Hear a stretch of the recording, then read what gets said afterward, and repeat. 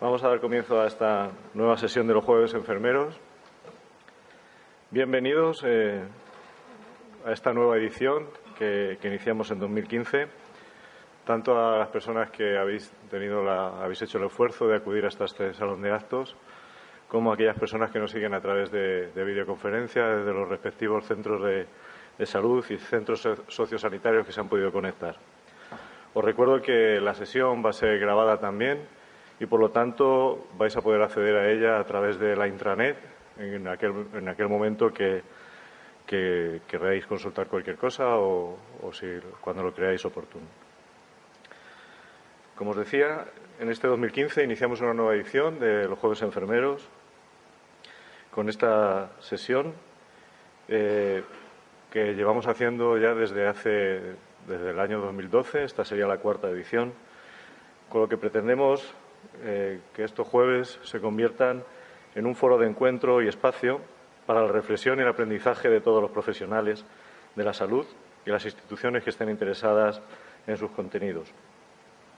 Desde el año 2012, con una periodicidad mensual, hemos intentado tratar distintos temas de importancia y relevancia profesional, siempre desde un enfoque multidisciplinar y componentes expertos en cada materia, destacados no solo por su conocimiento, sino por su experiencia en los distintos ámbitos y que han sido los encargados de impartir las distintas sesiones clínicas que hemos venido realizando desde ese momento.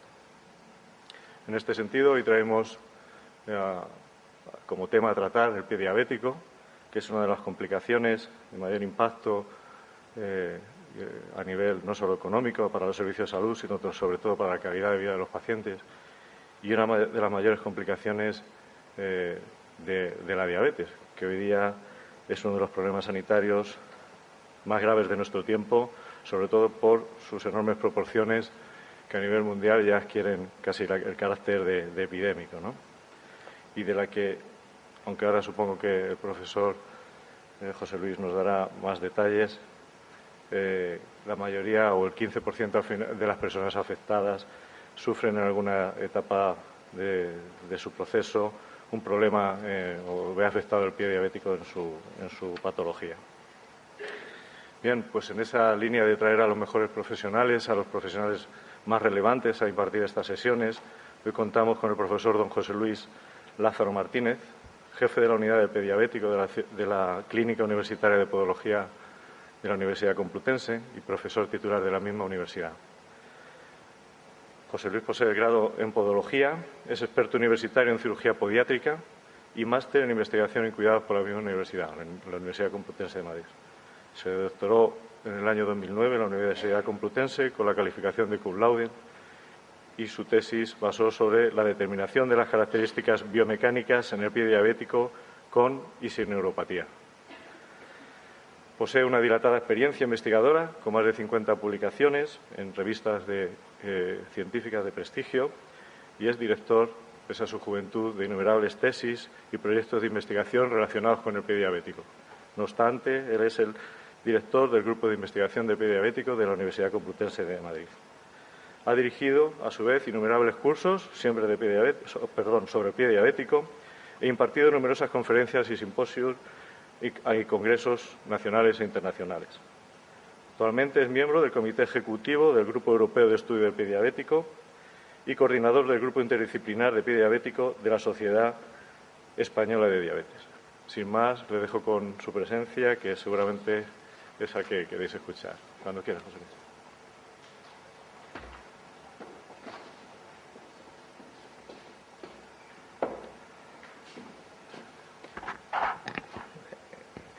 Buenos días, casi tardes a todos. En primer lugar, muchas gracias por la invitación, por la presentación y por su presencia. Yo les voy a hablar en la próxima hora aproximadamente sobre el pie diabético, pero centrándonos fundamentalmente en el pie diabético con neuropatía. Básicamente, el pie diabético constituye una de las principales complicaciones de la diabetes y significativamente genera en aquellos profesionales que tienen algún tipo de contacto con esta patología pues alguna motivación llamativa. Muchas veces es porque la presentación de sus lesiones son generalmente escandalosas, muchas veces porque el pronóstico de los pacientes es especialmente malo o difícil, y en muchas ocasiones porque se plantea o se presenta a veces en el marco de no tener muchas veces las cosas suficientemente claras de qué hacer con estos pacientes, cómo tratarlos o cómo darlos salida. El pie diabético en sí, como concepto, como entidad fisiopatológica, yo creo que todo el mundo, desde el punto de vista clínico, lo tiene claro. Piensa en su cabeza en un pie diabético y piensa en un pie que tiene una lesión, que tiene una úlcera. Esta es realmente la definición del pie diabético, y así lo recoge la Organización Mundial de la Salud, y lo ha definido como una lesión o una infección que se produce en un pie fundamentalmente por dos causas: por neuropatía o por enfermedad vascular periférica. ¿Es importante tener claro el concepto, aunque parezca repetitivo? Sí, porque el pie diabético no es lo mismo que los pies de los diabéticos. ¿Puede un pie de un diabético convertirse en pie diabético? Sí. Entonces el interés está fundamentalmente en hacer una buena prevención y fundamentalmente en identificar los pies de riesgo para que el pie del diabético no se convierta en un pie diabético. Pero recuerden que siempre que hablamos de pie diabético hablamos de una entidad fisiopatológica que es un síndrome que acumula una serie de complicaciones que conducen a que el paciente fundamentalmente tenga lesiones. Antes han dado una breve introducción de por qué el pie diabético nos preocupa. Bueno, pues las preocupaciones en la sociedad relativas a las enfermedades están relacionadas con su prevalencia, están relacionadas con su impacto sanitario y están relacionadas con su impacto social. La diabetes es una enfermedad altamente prevalente y aproximadamente entre el 15 y el 25% de los pacientes con diabetes van a tener una úlcera en sus pies a lo largo de la vida. Pero fundamentalmente el tener una herida no es lo que hace a estos pacientes distintos, sino fundamentalmente es que esa herida, casi en el 85% de los casos, es la antesala de una amputación. Es decir, las amputaciones que reciben estas personas se han producido en el 85% de pacientes que tenían una úlcera previa. Por lo tanto, el problema con el pie diabético es que un paciente con una úlcera es un paciente con un riesgo de perder la pierna, es un riesgo de amputación. Esto ya implica, evidentemente, un impacto social, un impacto sanitario y un impacto económico. Estos pacientes cuestan mucho dinero al sistema público de salud. Perder una pierna, lógicamente, tiene un impacto psicológico, social importante sobre el paciente, y son pacientes que gastan muchos recursos sanitarios. Pero fíjense, en los últimos años el interés en el pie diabético se ha despertado aún más porque se ha demostrado que el pie diabético es un marcador de mortalidad. Y eso cada vez se está viendo de una manera más clara y se está intentando que eso trascienda a los profesionales sanitarios y al propio paciente.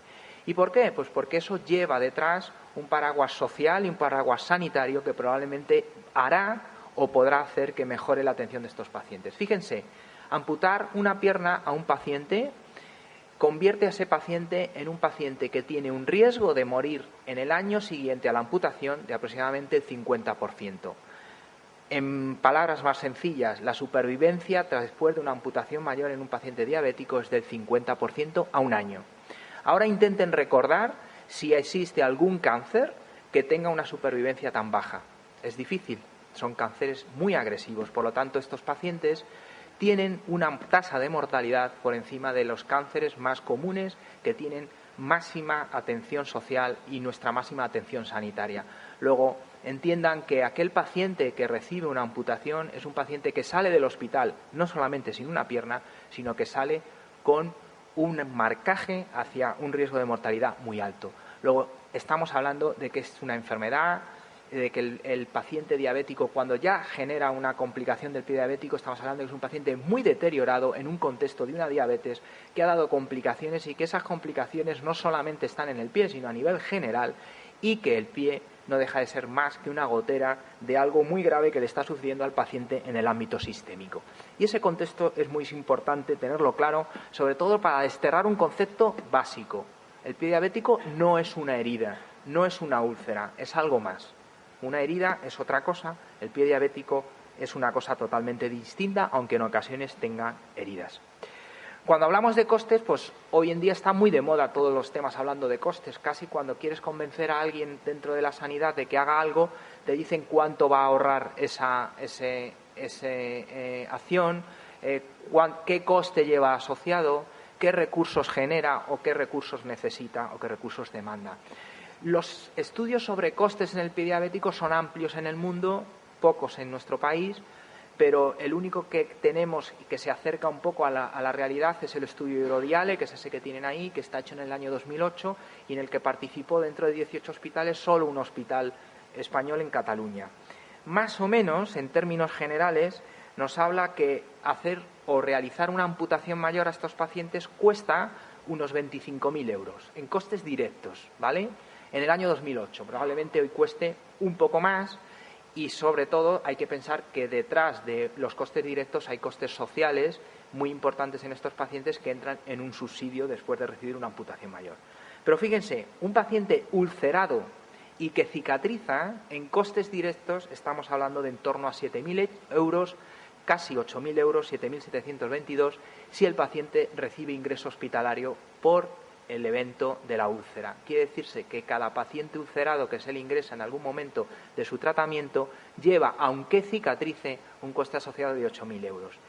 Y un paciente que tiene una úlcera y en un año no se le cierra, cuesta en torno a 20.000 euros. Luego, fíjense, si hiciéramos una estimación de cuántos serían los costes mínimos que costaría un pie diabético en una región en España o en España en general, siendo la prevalencia aproximada de un 6% la prevalencia de la diabetes, y de ese 6% de españoles que podrían tener en torno a esos, estaríamos hablando de 3 millones y medio de diabéticos en España, un 25% tendrían pie diabético, multipliquen por cada uno de ellos un coste mínimo de 8.000 euros y verán que lo que estamos gastando en nuestro país en tratar a estos pacientes es una cantidad ingente de dinero. Muchísimo dinero sobre lo que muchas veces se vuelcan recursos poco organizados, que es principalmente la principal preocupación. ¿Qué pasa en nuestro país con los pacientes del pie diabético? Que el pronóstico que tienen en los últimos años se ha demostrado que es a peor, no a mejor. Estos datos son datos de un estudio publicado en Diabetes Care que ha publicado el Departamento de Epidemiología de la Universidad Rey Juan Carlos, y han hecho un corte de seguimiento de una década, desde aproximadamente el año 2000 al 2008, y lo que nos dicen es que en España, durante esos años, las amputaciones mayores han aumentado, no han disminuido. Luego, en estos pacientes, probablemente ni las acciones terapéuticas ni las preventivas están calando. En estos pacientes lo que está pasando es que cada vez se les amputa más y, por lo tanto, cada vez tienen mayores complicaciones, y recuerdes que estas amputaciones están asociadas a mortalidad. Por lo tanto, estos pacientes probablemente su mortalidad también está incrementada en los últimos años. Bien, eso es un poco un resumen de por qué el pie diabético es importante. Yo creo que nadie dudaría, con todo esto que hemos hablado, de que el pie diabético es algo grave, trascendente, preocupante, y sobre todo lo preocupante es que a veces no lo tenemos lo suficientemente organizado en nuestro sistema sanitario de atención. ¿Por qué se produce el pie diabético? Básicamente hay 3 causas. Una de ellas es la neuropatía, que es la más importante de todas, otra es la enfermedad vascular periférica y otro es un efecto traumático. Es decir, el paciente se puede clavar un cristal, se puede clavar un clavo, se puede hacer una rozadura con un zapato y eso genera un evento generalmente relacionado con la infección, que en el contexto de un paciente normal no es frecuente. ¿Cuántos pacientes entran en una puerta de urgencias con un acceso porque se han clavado un cristal en la piscina? Pues muy pocos, si no son diabéticos. Si son diabéticos, ese evento se convierte en un evento grave y a veces una emergencia médica que al paciente le puede costar, evidentemente, la pierna. Si quisiéramos simplificar estos aspectos, diríamos que la causa del pie diabético fundamentalmente es neuropática. Es decir, el paciente tiene una neuropatía que, asociadas a otras serie de complicaciones, va a hacer que el paciente desarrolle una lesión que va a ser más o menos grave.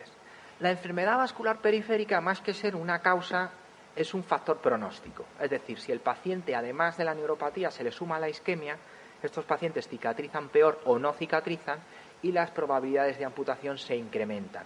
Por lo tanto, en ese contexto el resumen sería que mayoritariamente estos pacientes son neuropáticos y en alguno de ellos vamos a tener isquemia que va a afectar el pronóstico de la lesión. Por lo tanto, el origen del pie diabético es la neuropatía diabética, y la neuropatía diabética es una complicación que, como su propio nombre indica, viene o se desarrolla del padecimiento de la diabetes. A veces nos pensamos cuánto de prevalente es la neuropatía diabética. Bueno, pues bastante más de lo que nos podemos creer en el contexto de los pacientes diabéticos. Pero sobre todo el problema es que cuando esa neuropatía está presente, recuerden que es la causa principal que desarrolla en los pacientes una úlcera. ¿A cuántos pacientes estamos hablando? En contexto general, los estudios que se han hecho en Estados Unidos nos hablan de una prevalencia aproximada del 50%. En el contexto general de los diabéticos, probablemente no.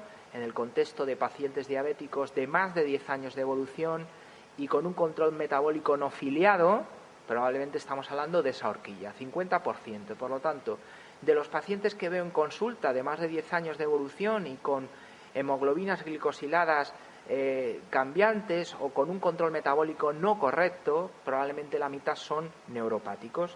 Eso se ha investigado que ofrece o aporta un incremento en costes de estos pacientes y evidentemente que al ser tan prevalente estamos hablando de que afecta a muchísimas personas. Aproximadamente se estima que en el año 2030 236 millones de personas van a tener neuropatía diabética en el mundo.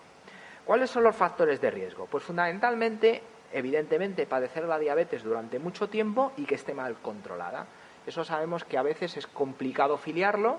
No es difícil encontrarte un paciente que aparece en consulta con una úlcera de pie diabético y le preguntas ¿cuándo ha sido usted la última analítica? Hace 4 años.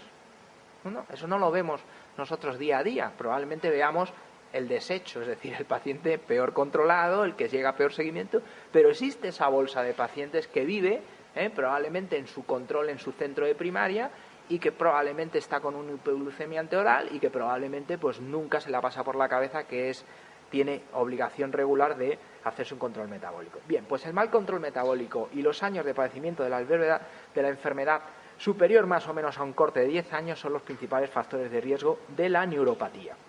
A esto se le suman otros, la hipertensión y la hiperlipemia. Luego estamos hablando de un perfil de paciente generalmente de lo que se consideró hace unos años el síndrome metabólico, un paciente obeso, que además se le suban como factores de riesgo de adicción el tabaco y el alcohol. Fundamentalmente el alcohol, porque saben que el alcohol es un potente neurotóxico y en estos pacientes a veces la asociación de alcohol a diabetes hace que debuten con neuropatías muy graves y en un corto periodo de tiempo. Es decir, a veces pacientes con 5 años de diabetes se te hacen neuropáticos fundamentalmente por la precipitación o la asociación del consumo de alcohol. La neuropatía diabética en el contexto sistémico no solo afecta al pie, afecta a otros territorios. De hecho, es la causa, por ejemplo, de cardiopatía autónoma, es la causa de disfunciones en el sistema de control vascular, es la causa de ciertas neuropatías que afectan a territorios más proximales, incluso provocando ciertas alteraciones a nivel general, como pueden ser los miembros superiores, la cara o el tronco. La que nos interesa a nosotros es la neuropatía periférica distal, porque se asienta en las extremidades y esta neuropatía tiene una afectación que afecta de una manera combinada a las 3 funciones que tiene la inervación, es decir, la función sensitiva, la función autonómica y la función motora. De tal manera que a nosotros nos interesa en el pie diabético la polineuropatía simétrica distal, que tiene una afectación motora, una afectación sensitiva y una afectación autonómica. La pregunta es si esta afectación se produce de una manera paralela o pareja, es decir, contemporánea, a la vez. Es decir, un paciente tiene afectada de la misma manera la función sensitiva, motora y autonómica cuando se afecta a un nervio. Pues la respuesta es no. Y eso complica las cosas desde el punto de vista preventivo, desde el punto de vista del diagnóstico y a veces del pronóstico.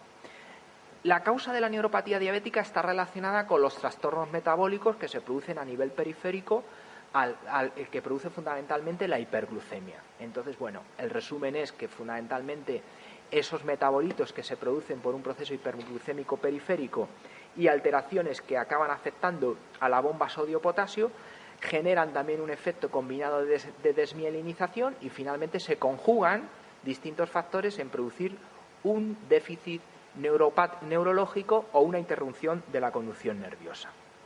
Como habíamos hablado antes, esa neuropatía tiene 3 grados de afectación: sensitiva, motora y autonómica. y dependiendo de que sea una u otra va a producir en el paciente un efecto. Si es sensitiva, se manifiesta con pérdida de sensibilidad. Si es motora, va a fundamentalmente afectar a la función muscular.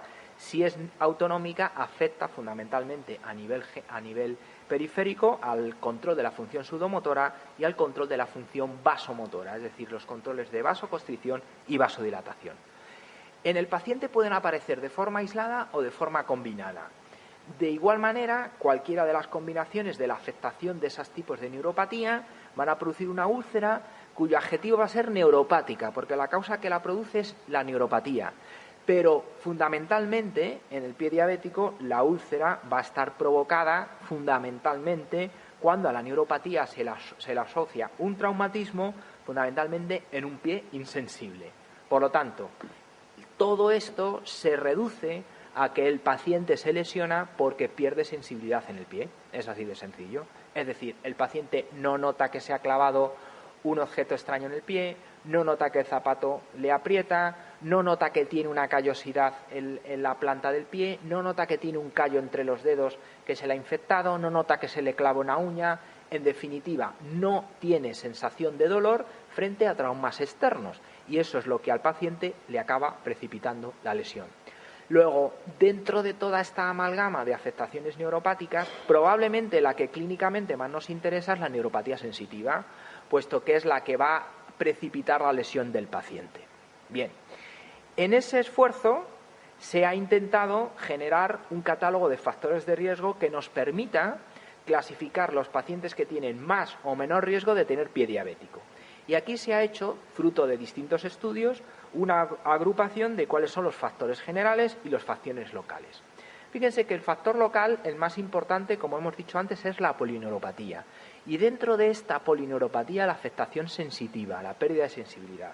Luego hay otros que se van sumando, la presencia de deformidades, el uso de calzado inapropiado, la presencia de callosidades en el pie, que el paciente haya tenido amputaciones previas, que haya un patrón de presiones plantares alterado. Todas estas conjugaciones evidentemente construyen un pie de mayor o menor riesgo, pero fundamentalmente, recuerden, en el contexto de una afectación neuropática. Y en base a esto, todos estos factores de riesgo se han intentado conjugar en dar unas recomendaciones sobre el seguimiento de estos pacientes, una identificación del riesgo. Bien, estos grados de riesgo se revisan de una manera más o menos cada 4 años. De hecho, este año se revisan las guías que publica en el paraguas de la IDF, el International Working Group for Diabetic Food, en Holanda, donde se hace este año en La Haya la revisión de las últimas guías que se produjeron en 2011. Este año se renovarán en 2015. Pero, entre otras cosas, estas guías generan, de alguna manera, algunos sistemas de clasificación de riesgo. Y este es uno, ¿de acuerdo? Y fíjense, es un sistema bastante sencillo. Lo que intenta es clasificar el riesgo que tiene el paciente de tener úlcera y dar una recomendación de acerca de cuánto tiempo debería de ese paciente de volver a la consulta para evaluarlo, ¿vale? De tal manera que en el contexto general un paciente diabético que no tiene neuropatía, que no tiene deformidades y que no ha tenido ninguna herida previa es un paciente de riesgo 0 y a ese paciente se recomienda verle una vez al año. En el contexto del paciente que no ha tenido ninguna úlcera previa, que no tiene ninguna deformidad pero que ya tiene neuropatía, se le considera que es de grado 1, que hay que verle cada 6 meses. El grado 2 es cuando a la neuropatía se le suma la deformidad, por lo tanto se estima que un paciente con deformidad en el pie más neuropatía tiene mayor riesgo y se recomienda verle cada 3 meses. Y el grado de riesgo 3 es el grado de riesgo más grave, donde a la neuropatía se le suma la isquemia, antecedentes de úlcera o amputación, y esos pacientes habría que revisarlos en el contexto temporal de aproximadamente 1 mes. Bien, si ahora mismo alguno de nosotros nos pusiéramos a montar o a crear una unidad de pie diabético y nos dijesen, bien, seleccione el riesgo de sus pacientes para generar frecuencias de visitas, nos podrían seguir con este cuadro o con esta tabla de clasificación. ¿Cuál es el problema?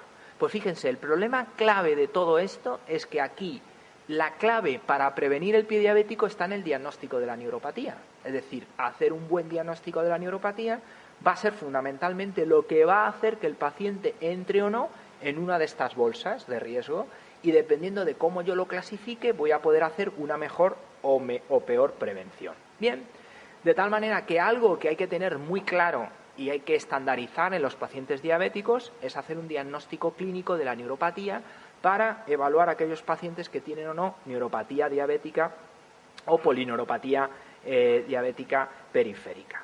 Bien, ese diagnóstico clínico se puede basar evidentemente en una anamnesis, intentando recoger síntomas. ¿Cuál es el problema con la neuropatía? Que solamente el 25% de estos pacientes presentan síntomas de neuropatía. Y estos síntomas de neuropatía semiológicamente son muy heterogéneos. ¿Eso qué significa? Pues que a veces el paciente lo transmite desde unos síntomas imperceptibles o leves molestias a síntomas muy exacerbados, que fundamentalmente se presentan por la noche, y el síntoma ya por excelencia es el dolor neuropático, que son pacientes que muchas veces drenan a las unidades de dolor porque son muy difíciles de tratar terapéuticamente. Bien, por lo tanto, fíjense, el principal problema es que la neuropatía tiene una presentación anodina, es decir, no hay síntomas.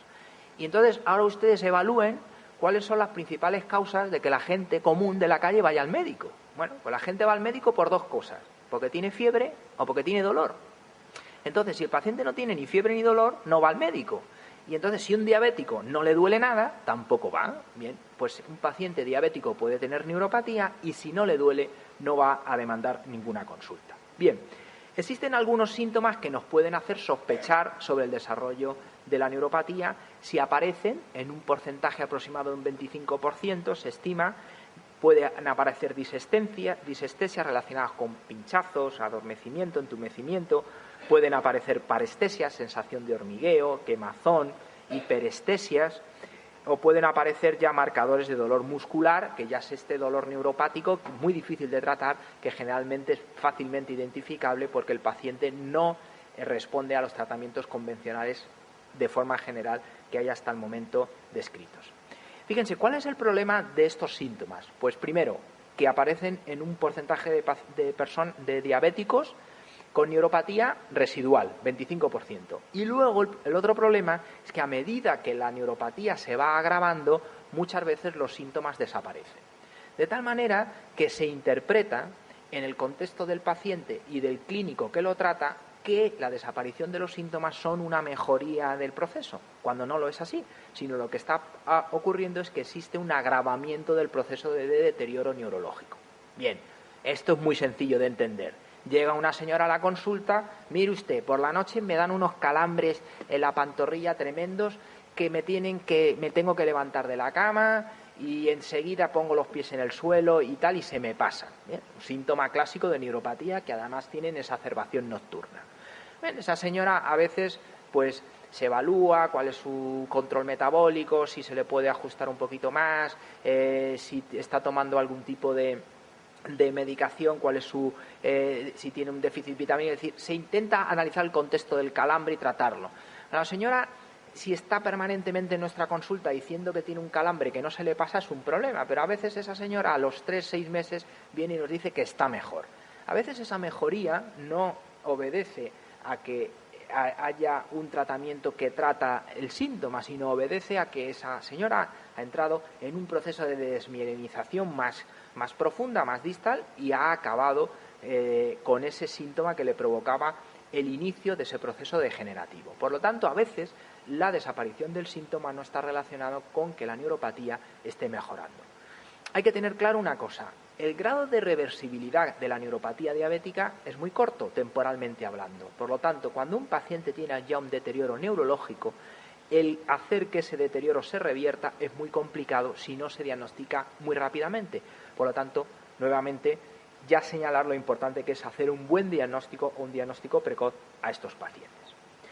Y hablando de diagnóstico, pues si el síntoma no nos ayuda mucho en filiar al paciente, porque no se presenta de una forma general en todos los pacientes diabéticos con neuropatía, tendríamos que pensar en cómo podemos evaluar si hay afectación de las fibras a nivel periférico. Bueno, pues eso está en el contexto de entender qué fibras nerviosas inervan el pie. Fundamentalmente hay dos tipos de fibras, la fibra larga y la fibra corta. Dentro de las fibras largas, las alfa y la beta, y estas son las encargadas de registrar la sensibilidad táctil, la sensibilidad vibratoria y propioceptiva y los reflejos.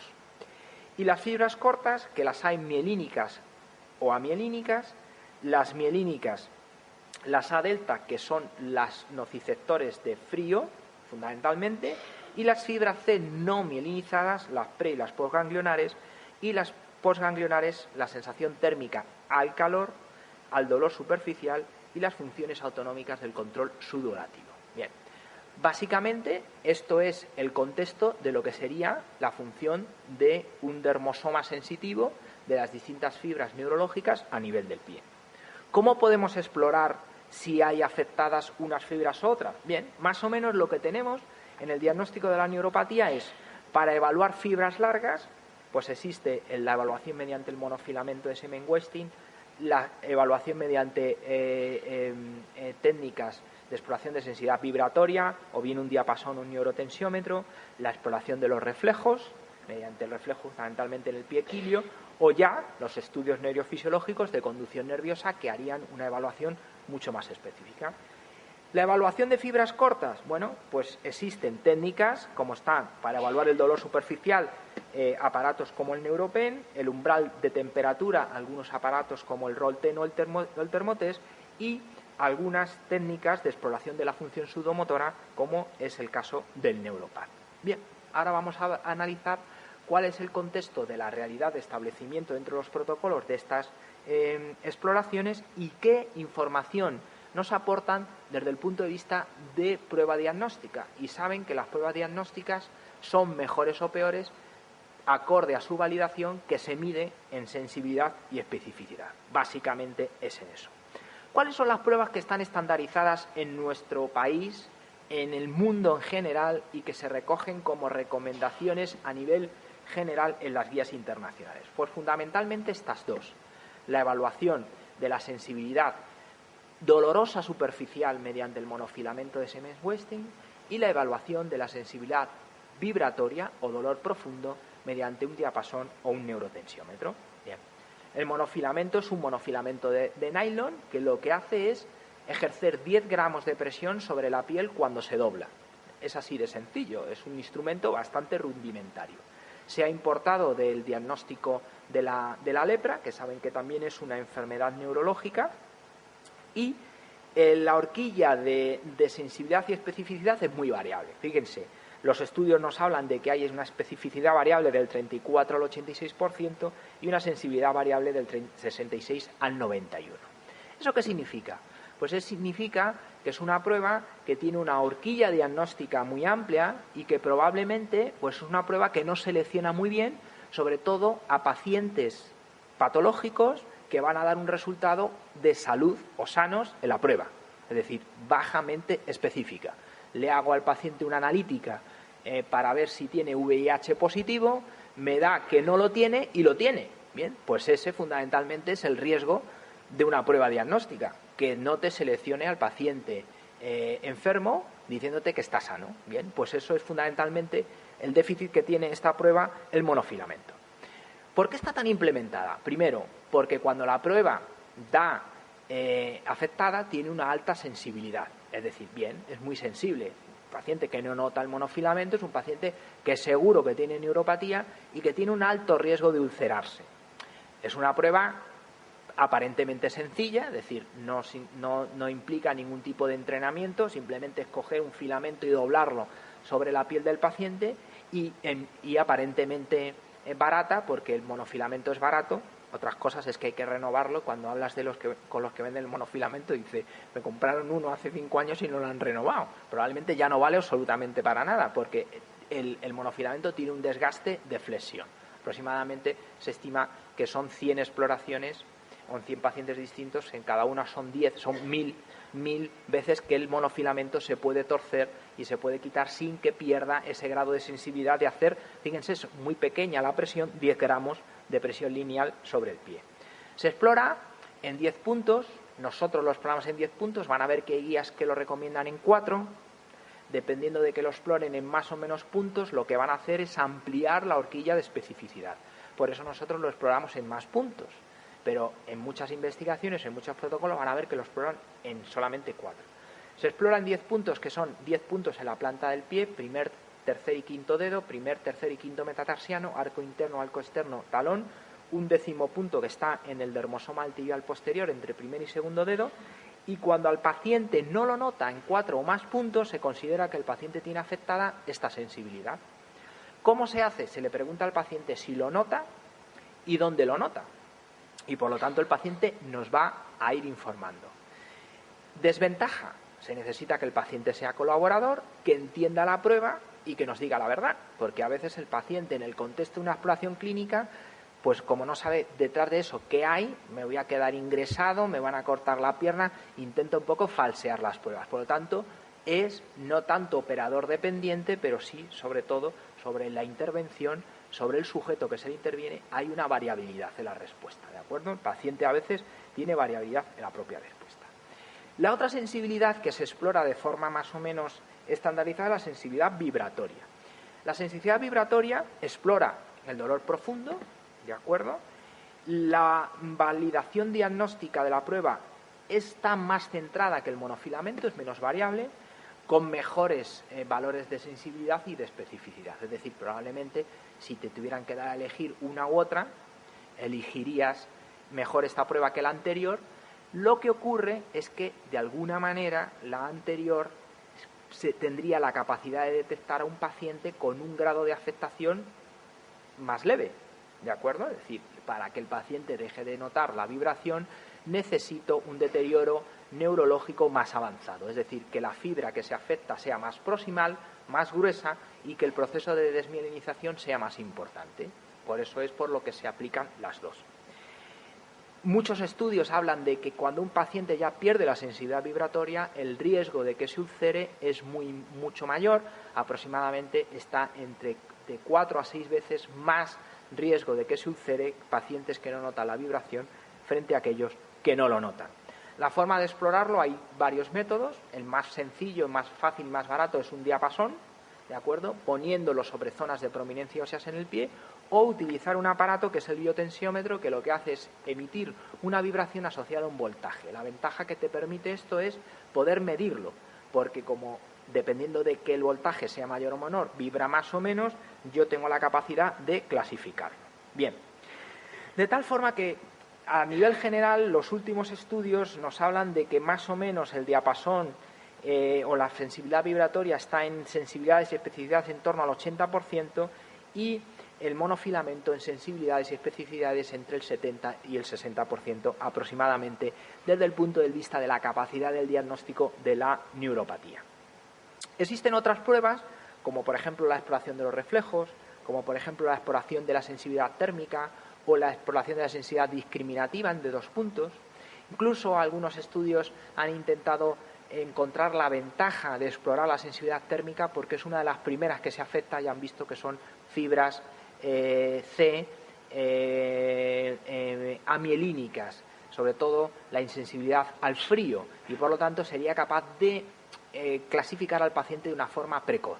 El problema que tiene las pruebas de exploración de sensibilidad térmica es que son sumamente subjetivas, porque el umbral de diferencia de temperatura que tiene que haber entre unos cabezales y otros es tan pequeño que si los amplío el paciente nota que le quemo o que le congelo, no que está frío o que está caliente, y por eso no están tan estandarizados. Bien, en los últimos años, y no es una cosa que probablemente aquí en España podamos decir que es nueva o que se está intentando implantar, pero ya en muchos otros países lleva unos años de desarrollo y se ha hecho bastante investigación y vivencia en ella, se ha implementado el uso de una nueva técnica de exploración de la neuropatía en el pie diabético mediante un parche que se llama Neuropad. Ese parche lo que hace es medir la capacidad de la función sudomotora y, por lo tanto, estaría evaluando la afectación autonómica y estaría evaluando, en este caso, fibra tipo C no mielinizada. Es decir, estaría evaluando una fibra muy periférica, ¿de acuerdo? El parche es un parche sencillo, que tiene un adhesivo y que se pega al pie, y que lo que va a hacer es cambiar de color si el pie tiene una función sudorativa normal y no cambiar si el pie no suda. Es así de sencillo. Más o menos la técnica de aplicación pues se estima que se tarda entre 5 y 10 minutos de aplicación del parche. La colocación se ha determinado en la zona plantar entre el primer y segundo metatarsiano, en temperatura ambiente, es decir, una habitación que esté en una temperatura normal en climatización, que estamos hablando, una piel sin hiperqueratosis, y los estudios nos hablan desde el punto de vista del protocolo que hay que esperar aproximadamente 600 segundos, 10 minutos, en valorar el resultado del parche que se ha colocado sobre el pie. Bien, los reflejos ya los habíamos hablado antes, ¿de acuerdo? Y sobre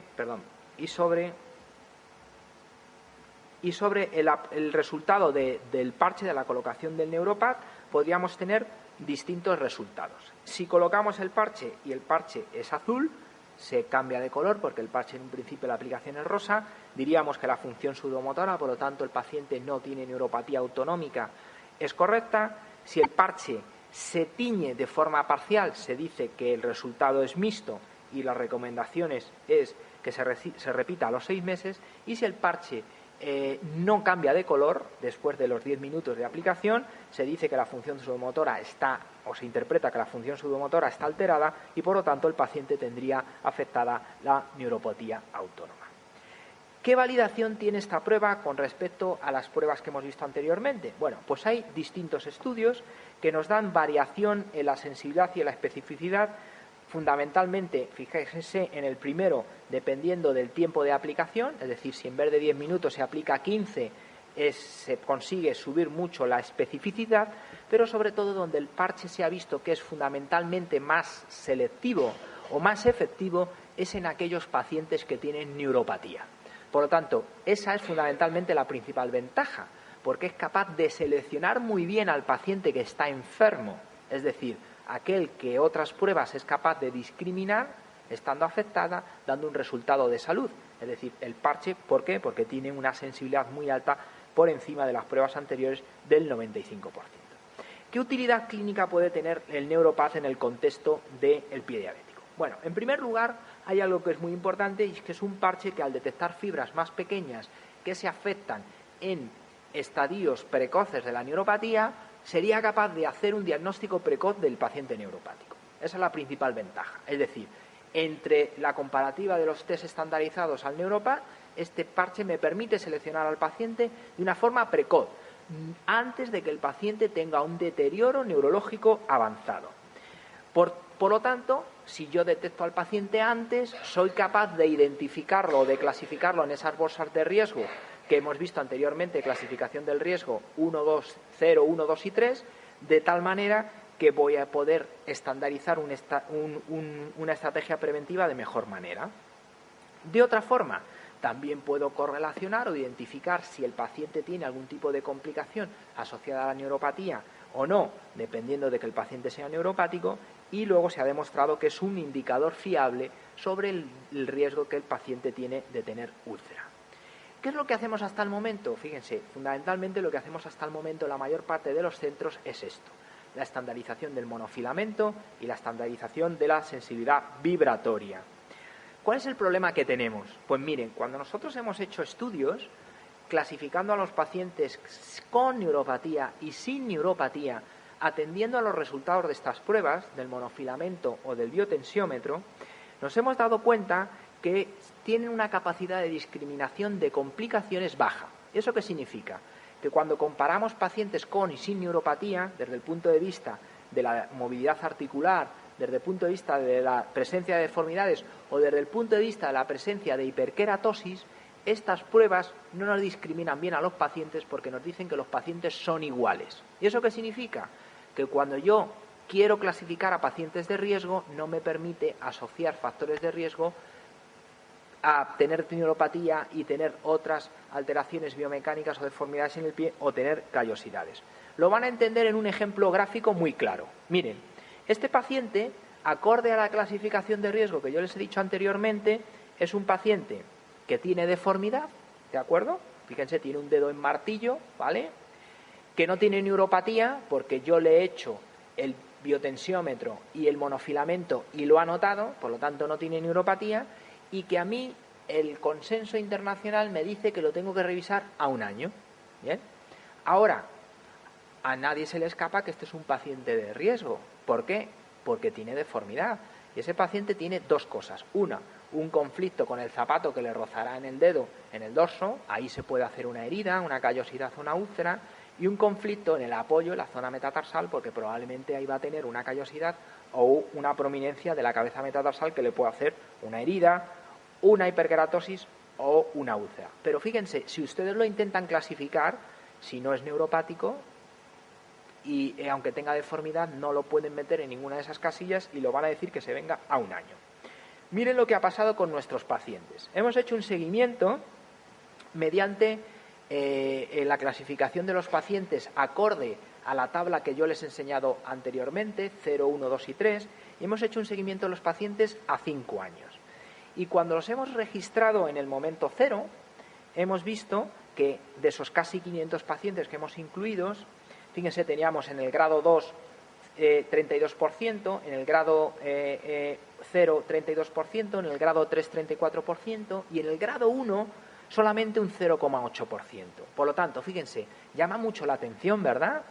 De tal manera que, analizando simplemente este gráfico, parece ser que a los pacientes, explorándolos simplemente con el monofilamento y con el diapasón, soy capaz de seleccionar pacientes que tienen mucho riesgo de tener úlcera o seleccionar pacientes sanos, pero no soy capaz de seleccionar pacientes que están en ese limbo, en ese intermedio, que son los del grado 1, simplemente porque, fíjense, la capacidad de clasificar es muy baja. Bien, lo que hemos hecho es bien, vamos a ver cuántos de estos pacientes a los 5 años se nos ulceran. Y los hemos seguido, y a los 5 años, fíjense, se nos han ulcerado en mayor proporción, lógicamente, los del grado 2 y los del grado 3, ¿vale? 36% los del grado 2, 33% los del grado 3.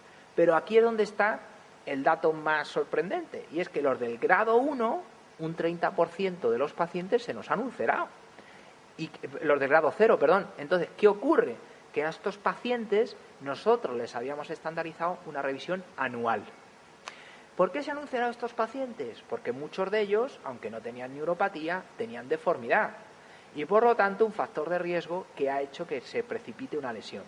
Luego, fíjense, hasta el momento, los métodos que tenemos de evaluación de la neuropatía no son lo suficientemente específicos para discriminar bien este tipo de pacientes. Bien, lo que nosotros hemos visto es qué ocurre si nosotros los pacientes los clasificamos incluyendo el neuropat en nuestra evaluación neurológica. Bien, y hemos hecho algunos estudios. Miren, este, que es muy sencillo, cogimos a los pacientes y les hicimos exploración neurológica de sensibilidad vibratoria mediante el monofilamento y mediante el neuropat. Y lo primero que analizamos es cuántos de ellos nos daban afectado. Y aquí hay algo que nos llama la atención. Miren, al monofilamento nos daba que estaban afectados un 45%, a la vibratoria un 64% y al neuropat un 77% de los pacientes analizados. Luego, así a simple vista, probablemente el método que peor clasifica a los pacientes desde el punto de vista del padecimiento de la neuropatía sea el monofilamento.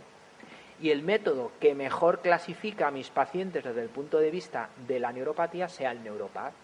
Luego, si yo ahora tuviese que usar, en base al diagnóstico de estos métodos de neuropatía, la clasificación del riesgo de mi paciente, no será lo mismo que no tenga, que con el monofilamento es un 60, a que lo tenga, que con el neuropat es un 30. De tal manera que, fíjense, hay una diferencia aproximadamente de un 30% de pacientes que no van a estar bien clasificados y que se les van a ulcerar en un proceso de prevención simplemente porque las pruebas de diagnóstico clínico de la neuropatía que tenemos hasta el momento son muy poco específicas. Bien.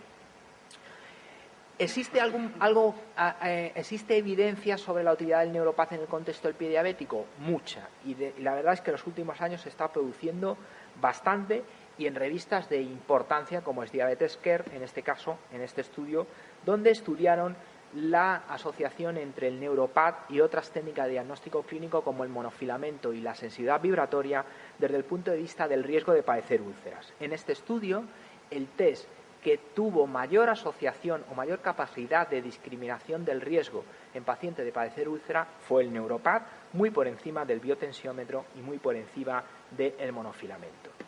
Y estudios que nos hablan de que El Neuropath es un método que es bastante sensible y específico en el contexto del diagnóstico precoz de pacientes con neuropatía.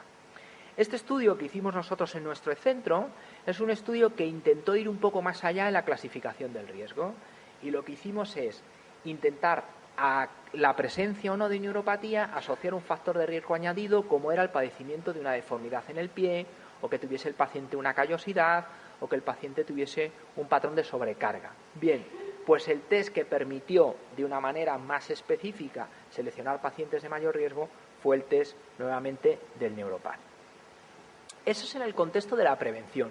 Pero fíjense, en el contexto del diagnóstico, eminentemente, y sobre todo de algunas de las complicaciones más graves del pie diabético, nosotros creemos que tiene también un papel muy importante. Hace un par de años ganamos una beca de investigación en el contexto europeo para detectar marcadores de diagnóstico precoz del pie de Charcot, y en ese proyecto incluimos, aparte de otros muchos marcadores generales de diagnóstico por imagen y de pruebas de laboratorio, el Neuropath. Y fíjense, lo que estábamos intentando es ver la asociación que tiene el paciente en tener un pie de Charcot, que es la expresión más grave de la neuropatía en el pie diabético, y la capacidad que tiene estos pacientes de hacer un test de Neuropath alterado.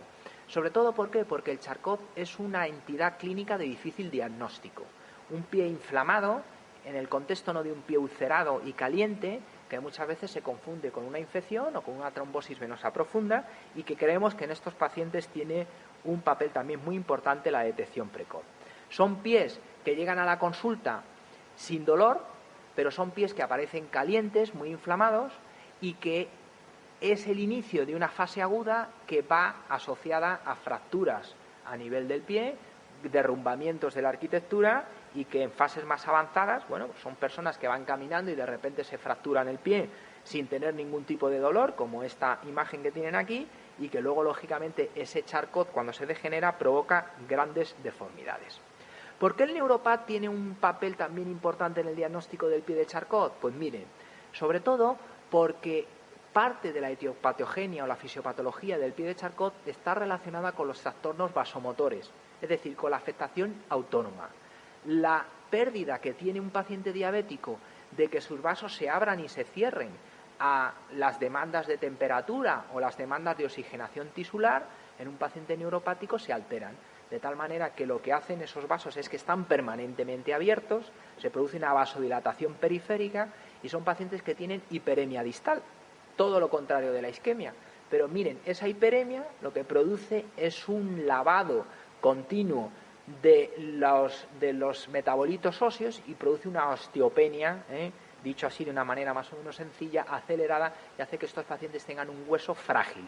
Frágil hasta tal punto que se lo fracturan, como han visto en la imagen, y dan grandes deformidades que provocan lesiones muy graves. Este es un caso de un pie de Charcot. Bien, ¿qué ha pasado? Que ha habido fracturas localizadas en el medio pie, dan lugar a un pie que se llama rocker bottom, un pie invertido en balancín, y miren qué lesiones producen este tipo de pies. Bien, pues en nuestro estudio hemos visto que este test tiene una gran capacidad de seleccionar a los pacientes de forma precoz, sobre todo porque son pacientes que tienen, el Charcot está relacionado fundamentalmente con la afectación de la neuropatía autónoma, por encima de las otras afectaciones sensitiva y motora, y por lo tanto el test tiene en este caso para nosotros una importancia relevante.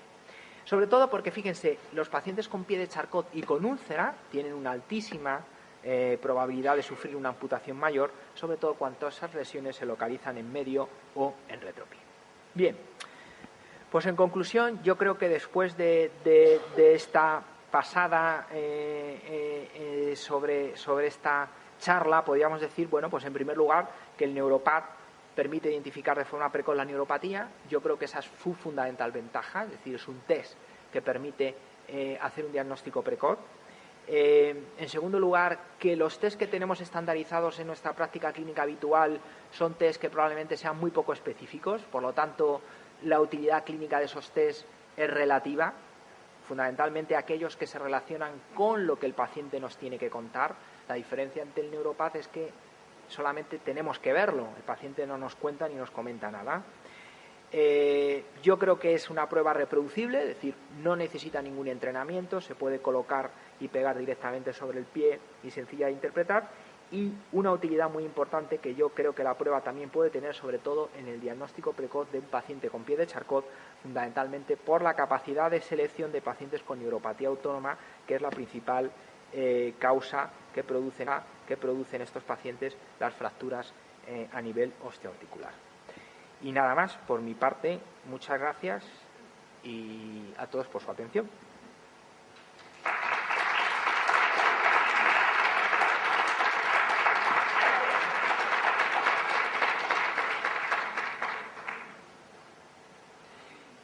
No sé si hay un turno de preguntas o de dudas o de cuestiones. En ese caso, pues yo encantado de poder resolverlas.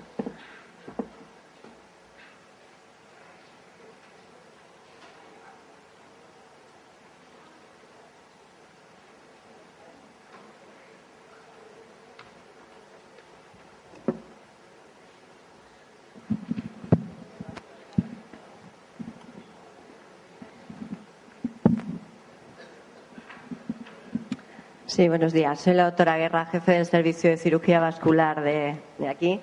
Hemos trabajado con su unidad en varias ocasiones, sobre todo porque varios miembros del servicio nuestro, unos procedemos del Hospital de la Paz y otro del Clínico, y saben que tenemos una buena relación, sobre todo en la prevención secundaria y en la prevención de la recidiva, ¿no? Yo solamente me había parecido oír que, bueno, por la exposición, o sea, agradecer. ¿Se oye? Sí. Solo me ha parecido la del riesgo indicábamos revisar a los pacientes en los que ya tenemos una úlcera y una arteriopatía incluso diabética, además de la alteración de la sensibilidad, una revisión en torno al mes y medio. Entonces, nosotros en la unidad de úlcera que tenemos aquí en el hospital y pie diabético tenemos una sobrecarga importante de curas como casi todos los compañeros, ¿no? Pero precisamente el pie diabético es una de las mayores sobrecargas que tenemos porque entendemos que no podemos diferir el cuidado de estos pacientes. No sé si es que dentro de esa clasificación estamos englobando todo un abanico de pacientes que van desde una lesión hiperqueratóxica no sobreinfectada hasta el paciente que ya incluye un mal perforante plantar con una arteriopatía diabética asociada y una osteomielitis de base. Es decir, este tipo de pacientes que tienen una úlcera infectada, en nuestro centro a veces tenemos que hacer desbridamientos y seguimientos muy cercanos, aparte del planteamiento de una revascularización si está una arteriopatía asociada, ¿no? Entonces, no sé si cuando ustedes hablan de el Tratado Internacional, de 4 o 6 semanas de seguimiento es porque cuentan con otra unidad de apoyo intermedio, pues un tipo de paciente muy delimitado. No.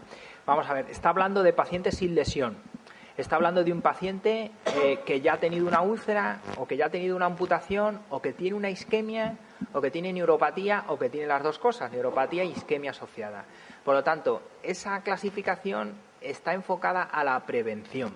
Claro, es distinto de lo que es una unidad asistencial, donde evidentemente, fundamentalmente, por desgracia, vemos pacientes ya con lesión. Pero en el contexto de la organización de prevención de estos pacientes se debería de enmarcar o debería de haber una definición de gente o de personas profesionales que ven a estos pacientes para prevenir que aparezca la úlcera. Claro, eso es difícil, porque claro, entraríamos en el contexto de que esto estaría o bajaría más a atención primaria, es decir, serían pacientes que en sus revisiones de atención primaria deberían mensualmente revisarlos sus pies. Básicamente es eso.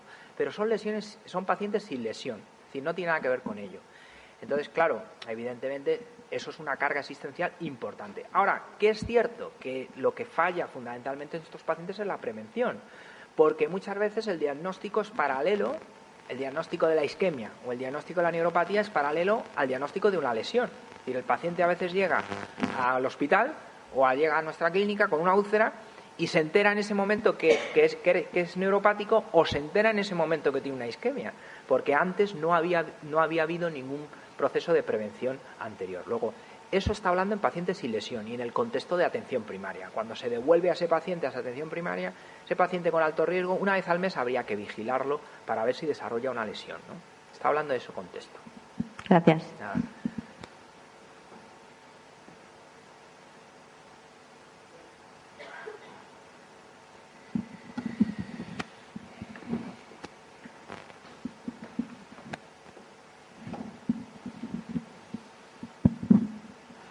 Hola, buenos días. Muchas gracias por tu charla, siempre enriquecedora.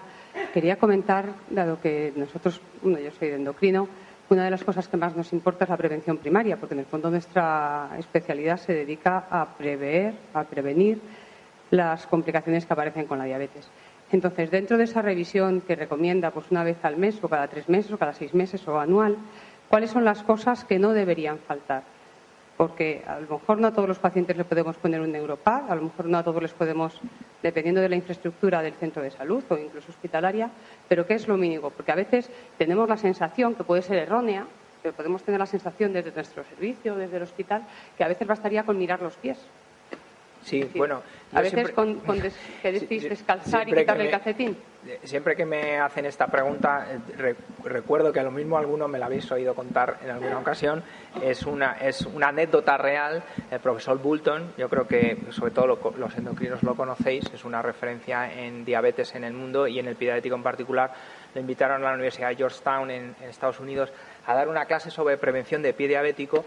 Entonces él es inglés y practica el humor inglés y se subió al estrado, abrió un papel y dijo: descalcen a sus pacientes, y se volvió a sentar. La gente pensaba que estaba de cachondeo y que iba a continuar y no dio nada más, no dijo nada más. Entonces, es decir, a veces comienza simplemente con eso: descalcen a sus pacientes. Es decir, a veces cuando le preguntas al paciente: oiga, ¿le han mirado alguna vez los pies?, te dicen que no. Entendiendo que eso no es correcto, pues bueno, si ya le descalzas, pues hay algunas cosas muy básicas y que cuestan muy poco tiempo. ¿Con qué me quedaría yo? Pues mira, relacionado con la isquemia, yo siempre digo a la gente, yo me he encontrado con muchísima gente, se obsesionan con tener un Doppler, con hacer un índice de tobillo-brazo. Mire, pálpele usted los pulsos al paciente, pálpeselos. Y si no se los palpa, porque no tiene entrenamiento en palparlos o porque no los tiene el paciente, piense que no los tiene y piense que ese paciente lo tiene que ver un cirujano vascular.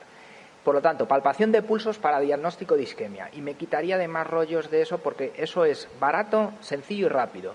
Y luego, en la exploración neurológica, si me dejasen elegir de todos los test eso, me quedaría con un diapasón para tenerlo en la consulta. Por lo menos que ese paciente yo en las prominencias óseas le vigile. Ahora, sé que en el contexto de esa exploración neurológica es muy grosera, es decir, me quedo muy por encima, ¿vale? Es una foto de un avión que me hace un mapa a 22.000 pies, ¿vale? Entonces yo estoy viendo carreteras, pero no las veo bien. Entonces, ¿qué haría? Pues hombre, cuando estamos hablando de falta de recursos y de falta de tiempo, pues yo durante mucho tiempo yo creo y tengo mi idea de vender de que tenemos que concienciar más al paciente hacia el autodiagnóstico. Y en estos casos, el poder que estos pacientes se compran un parchecito en la farmacia y se lo pongan en su casa, y a modo de test o teradiagnóstico que se hace uno en su casa, y si tiene algún problema vaya a su médico, también es una forma de implicar al paciente en su autocuidado y de hacer o descargar mucho las consultas del día a día de muchos especialistas. Por lo tanto, es eso. Ahora, a nivel práctico, le miraría los pies, le palparía los pulsos y le utilizaría el diapasón. Y con eso, cualquier diabético, sin ser una consulta especializada en pie diabético, haría un descarte grosero. Ahora, si yo veo a un señor que tiene unos juanetes enormes, unos dedos que no le entran en un zapato, unos callos que se le salen del pie, unas uñas que no se las ha cortado en semanas y qué tal, y que el señor está feliz y que está así porque no le duelen, a lo mejor, aunque me note el diapasón, tengo que sospechar que ese paciente es neuropático. Probablemente tiene pérdida de sensibilidad, esos callos no los nota porque ya tiene pérdida de sensibilidad, y va a decir, luego la clínica te va informando de ciertas cosas, pero básicamente iría a eso, a lo grosero, cuando tienes que intentar identificar unas u otras cosas. Y me quedaría con eso nada más. Luego ya, pues a más, pues hay muchas más otras cosas. Pero básicamente yo cuando digo primaria, por ejemplo, pálpale los pulsos y un diapasón. Ya está, eso tardas 1 minuto. 1 minuto, palpar los pulsos y en hacer el diapasón en los maleolos y en los... 1 minuto, ya está. Y con eso yo creo que sería más que suficiente. Luego se puede mejorar mucho esto, luego sabemos que esto... pero para seleccionarte a los pacientes más graves, te vale. Porque, claro, un paciente sin pulso es un paciente grave y que lo tienen que ver y tienen que decirle, oye, mire, usted tiene tal lesión a tal nivel arterial, tiene probabilidades o no, ¿qué vamos a hacer con él? Pero es un paciente grave si ya no tiene pulsos. Entonces, eso. Y un paciente que no te nota el diapasón ya es un paciente grave, O sea, que no te nota vibrar algo, ya es un paciente que se le cae la bombona de butano en su casa y hasta que no se quite los zapatos por la noche en su casa no se mira el pie, porque no le duele. Entonces, es un paciente grave. Entonces, yo empezaría la prevención, pues hay que ir a lo más grosero. Ahora, ajustándola, pues en ciertos servicios de especialización hay que hacer ya una prevención más específica. Pero yo, así a nivel general, rápido, sencillo y barato, haría esas dos cosas.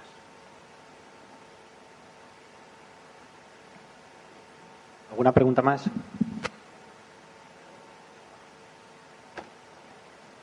Muchas gracias a todos por la asistencia. Gracias.